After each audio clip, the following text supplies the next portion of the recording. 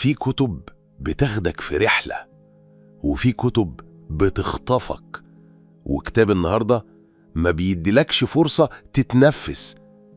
أنا مالك، ودي واحدة من اللحظات اللي التاريخ نفسه بيتكلم فيها في بوك بايتس بالعربي. الرواية 1919، تأليف أحمد مراد. القاهرة، الساعة 9 الصبح، حارة ضيقة في حي السيدة. ست كبيرة بتفتح شباكها الخشبي تنده على ابنها: خد بالك من نفسك. وصوت المظاهرة بيقرب، شباب، ستات، عيال صغار بيصرخوا: يحيى سعد.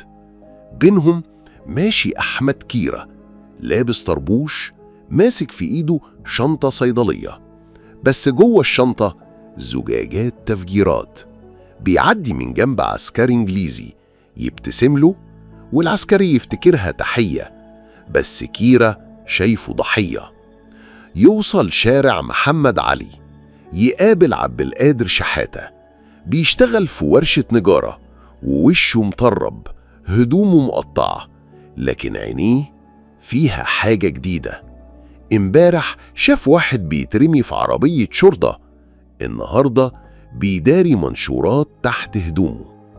يقفوا على ناصية شارع، يتكلموا بنص كلمة.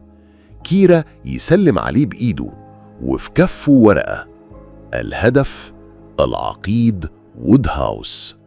المشهد يقطع شقة دولة فهمي، أو أوضة واسعة فيها سجاد قديم.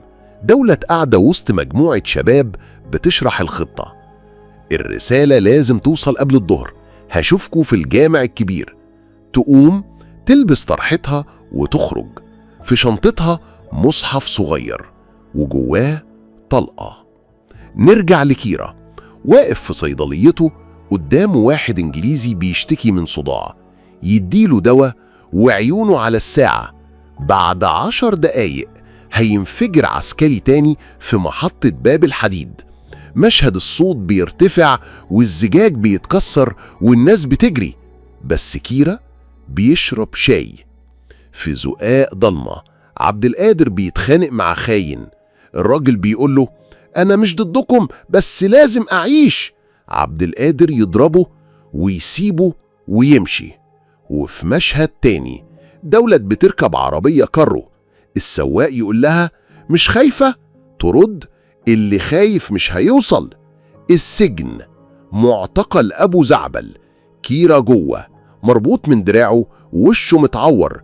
واحد بيقول له: قول الأسماء وخلاص. كيرة يبصله ويضحك. وفي الوقت ده عبد القادر واقف على باب الجامع، بياخد الرسالة، يفتحها، يشوف الاسم والعين تلمع ويجري. آخر مشهد دولة ماشية في الشارع، وشها مرفوع، وبين هدومها ورقة مكتوب فيها: وطن لا نحميه، لا نستحق أن نعيش فيه. أنا مالك، ودي مش مجرد قراءة، دي دخول جوه لحظة، لحظة ثورة، خوف، دم، وكرامة. ودي حكاية من الحكايات اللي بنعيشها سوا في بوك بايتس بالعربي. سلام.